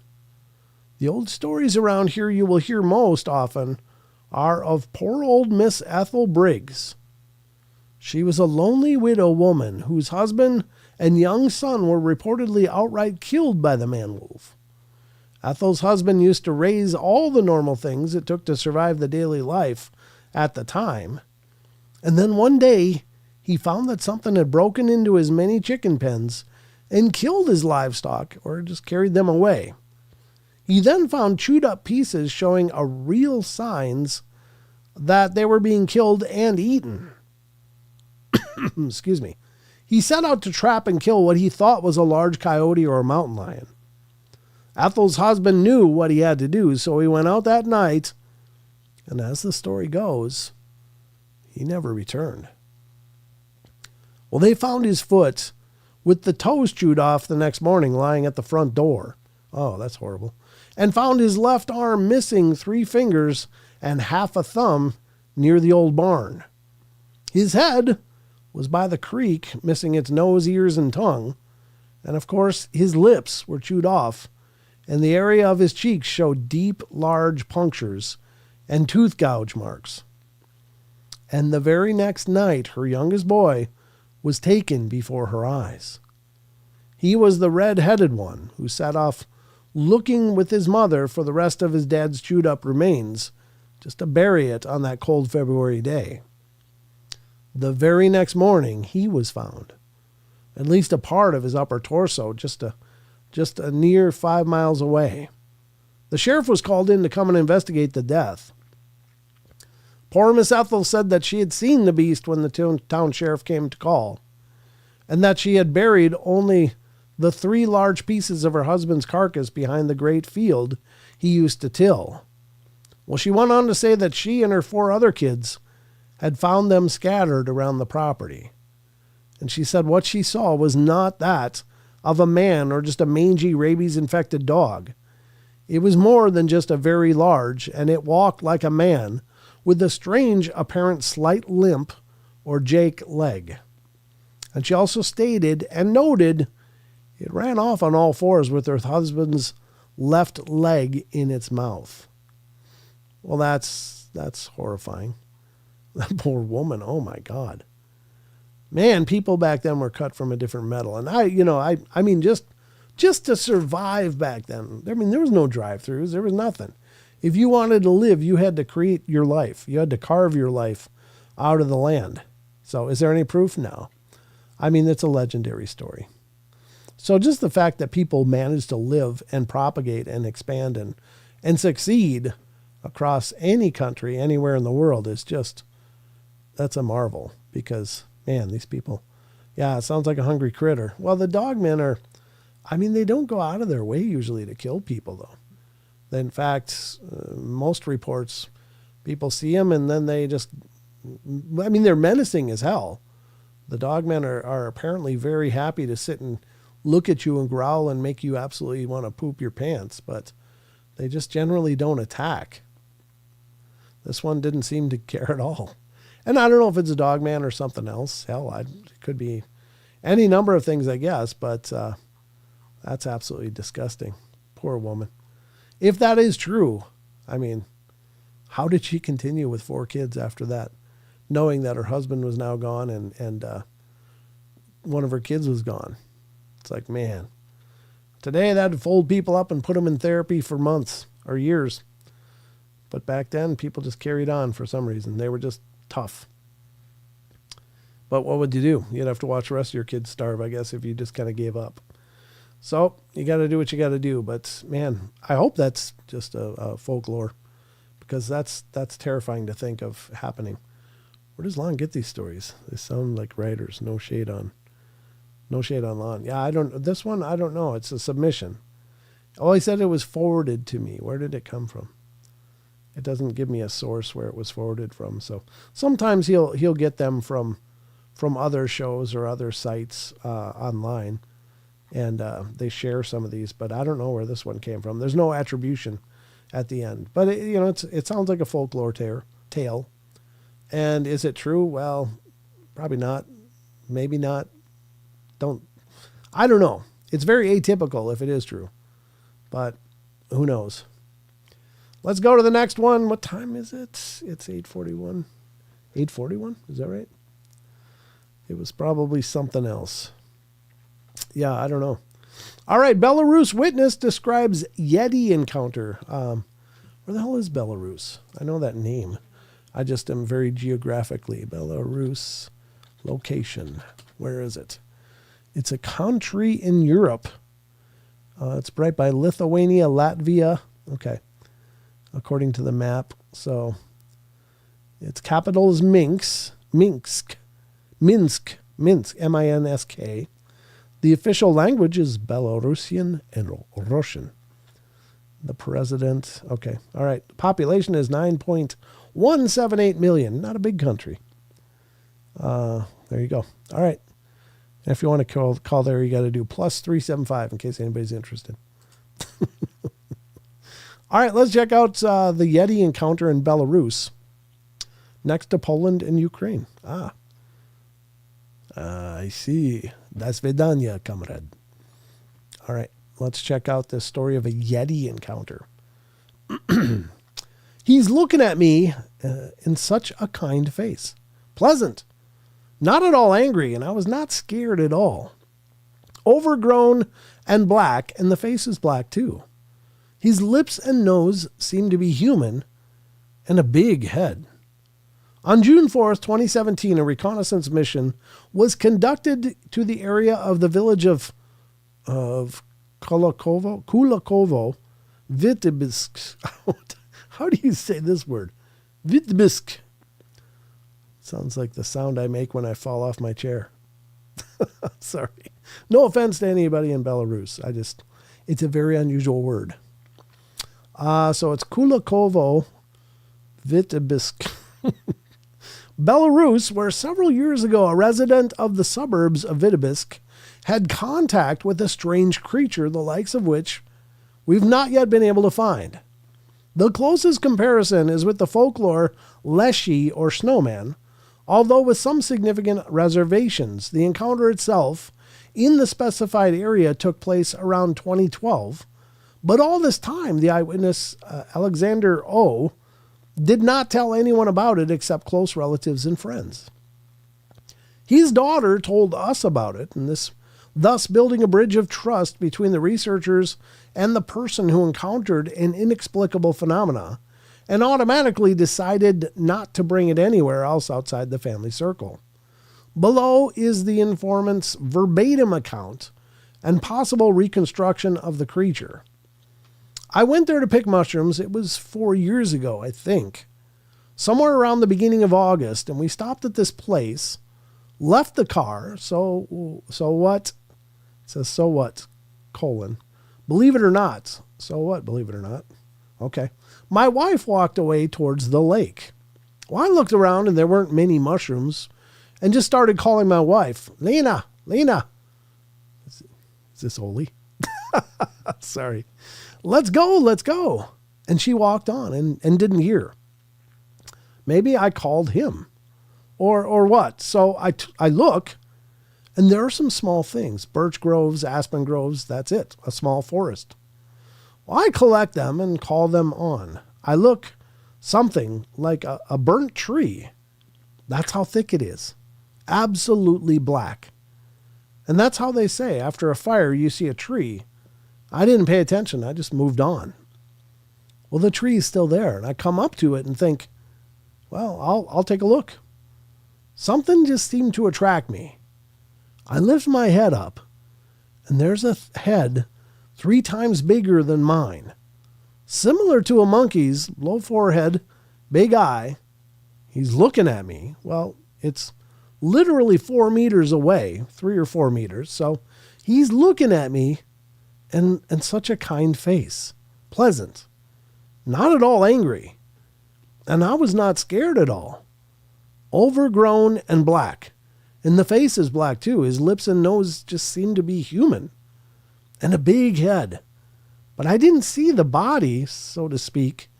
I didn't see any arms or legs. I just paid attention and even wanted to talk. But since he was so attentive, a very smart creature. And I said, wow. So that's it, with my voice. And as soon as I said, wow, he instantly disappeared. Disappeared or hid behind a tree? Question mark. I don't know. No, he didn't appear before my eyes at all. He just disappeared. So further, there are tall pines on the right side towards the lake there. No wind, nothing. And this is the weather. This is beautiful. And these trees diverge and converge. I don't know. Diverge and converge. I don't know what that means. Like they move apart and come together towards the lake. 50 meters from the car, and so it went towards the lake like a whirlwind. And after that, there were no more. My wife came, but for some reason I had terrible bad luck after that. It wasn't that I was touched inside or that I was scared. I punctured a tire in one place, sat down, we drove on along this road, a forest road. It's kind of choppy, and I guess this is probably the translated version. And that is what you look for a tree. Did it also disappear? No, it wasn't a tree. It was gone too. It was like a torso. Like a torso. It just completely disappeared from sight. And it was about 3 meters high, maybe even more.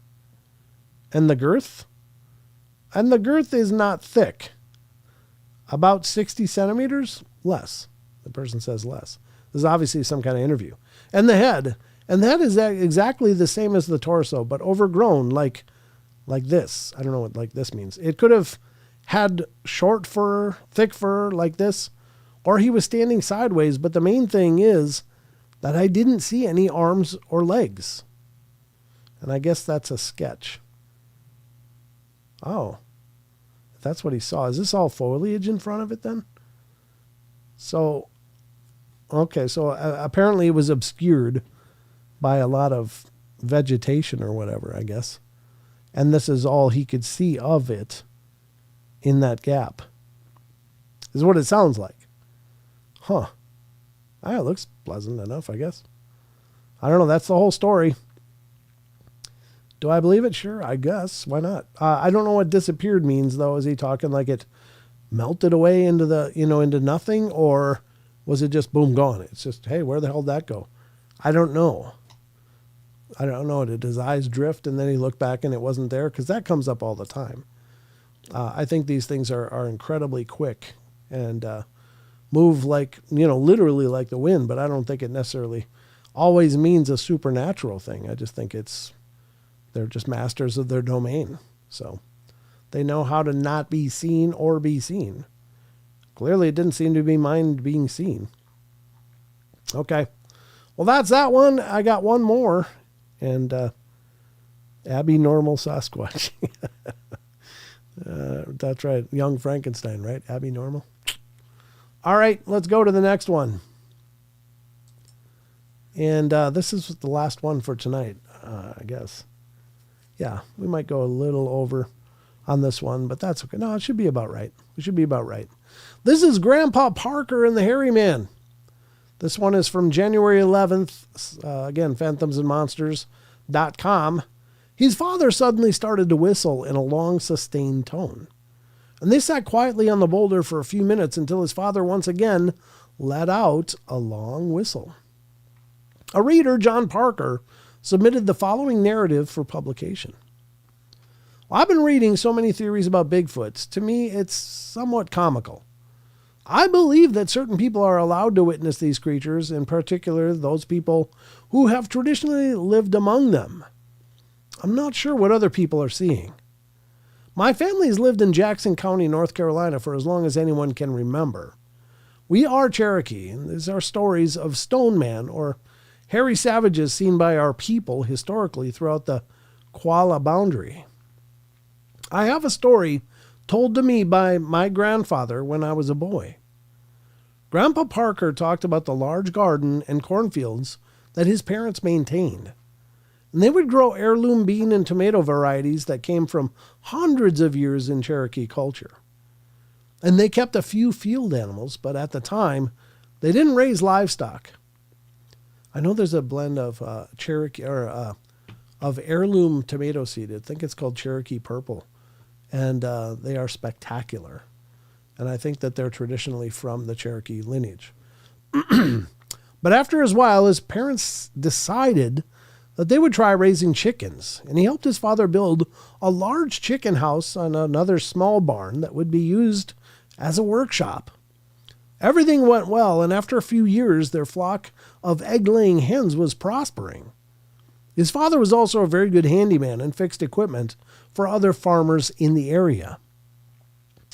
All right, one day just before the harvest season, Grandpa Parker and his father went hunting in the woods west of the farm. Their main quarry was squirrel that day, and as they reached their regular spot along a ridge thick with hickory trees, his father looked worried. They rarely talked or made any noise while in the woods, but his father suddenly started to whistle in a long, sustaining tone. And they sat quietly on the boulder for a few minutes until his father once again let out a long whistle. "We need to move," his father said abruptly. And they got up and started to briskly walk on the trail towards the farm. When they reached the end of the woods, they heard a loud whistle coming from the direction where they came. And they cut through the cornfield and quickly reached the workshop. Grandpa Parker was becoming worried. His father didn't say anything, just directing him to stay with him. His mother was in the garden working when his father shouted out to her to go to the house. And they all met at the door by the kitchen and went inside. And he and his father sat at the table while his mother cooked coffee. "Why did we leave the woods?" His father looked at him and asked if he had ever heard anyone talk about the hairy man. Grandpa Parker told him that he had not, and he was scared now. "My grandfather said that the hairy man was a tall, hairy, human-like creature that would migrate to different locations along the mountains following food sources. When they were in the woods, he noticed that there were no birds or other natural sounds as they approached the ridge. He said that he noticed something large in the hollow, much larger than a black bear and walking like a man. He whistled, hoping it would move on, but he didn't notice it move or make a sound, and from his experience, that was an indication that it was time to leave because the bear man was staying put. The return whistle they heard was a warning to stay out of the woods." Oh, interesting. "When my great-grandfather was younger, a woman and her young boy went missing in a woodland near Swain County, North Carolina, and people had seen a hairy man in the area and suspected that it was responsible for the disappearance. There had been other disappearances previous to that, and no remains were ever found.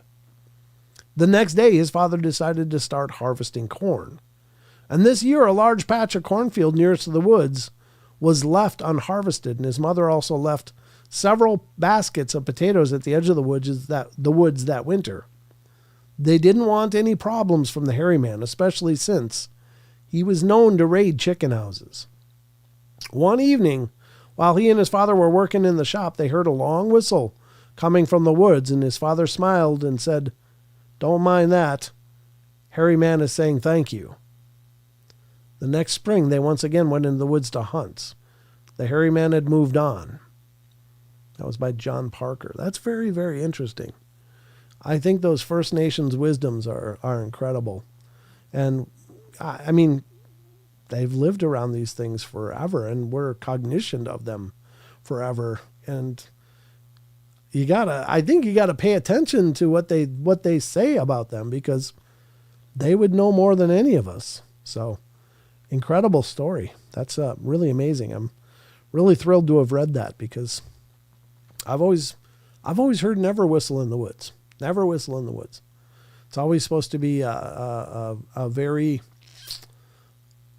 risky thing to do, according to what I understand of a lot of First Nations wisdoms.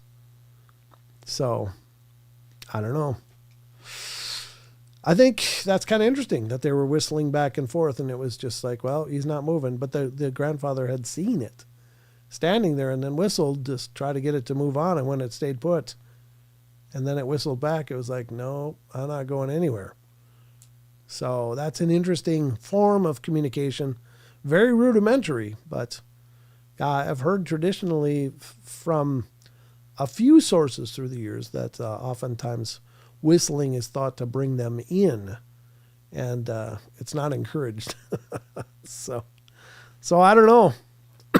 Excuse me. I don't know what you guys think of that, but fair enough. My voice made it through the show. Everything's eating chickens. Absolutely. The aliens and all that. So I'll tell you what. It is cruising on to be the end of the show tonight. I hope you guys had a good time. Thanks for joining me and being a part of it. It's a pleasure meeting some new names tonight. Hope you guys come back and stick around. I hope you guys will. Egyptian Princess said, cool, great story. I agree. Unless that was earlier. I don't know when you said that. Was that for the last story? I hope so, because I like that last one too. Well, the Grandpa Parker and the Hairy Man. Very cool story. But that's all I got for you. I hope you guys have a great rest of your day. I will be back on Friday, but you can tune in tomorrow morning on Bigfoot Michigan Rob's channel. And I will be there. Hanging out. And we'll have more fun. And I will be on Blondes and Booze tomorrow night. So I got a day of other people's shows tomorrow. So first show is at 10 a.m. Pacific. I guess that'd be 1 Eastern on Bigfoot Michigan Rob's channel. And then later in the evening, I'll be on Blondes and Booze channel. So come hang out with us. And make sure to check out their channels if you haven't already. And that's just, I'm out of gas now. That's it. Magic Mind got me through. Woo. Remember, check it out. magicmind.com/portaljan. You guys can really help me out and hopefully help yourselves out as well. This really does help to promote the shows and keep the lights on here in the portal. So if you don't mind, go check out magicmind.com/portaljan. Remember, there's saving up to 45 to 50% off and 100 days guaranteed returns if you don't like what you got. You got 100 days to return it for a full refund. No questions asked. So check it out. That would be great. And that's going to do it for me. Good night, everybody. Remember, I love you all. Be good, be kind, be nice. Take care of each other. Help each other out. Find the magic in every day and remember to laugh as much as you can. That's it. I'm going to go rest. I'm done. I'm a sweaty mess. So not that you needed to know that, but now you know. Good night, everybody. See you Friday or tomorrow if you check out those shows. Until then, take care of yourselves.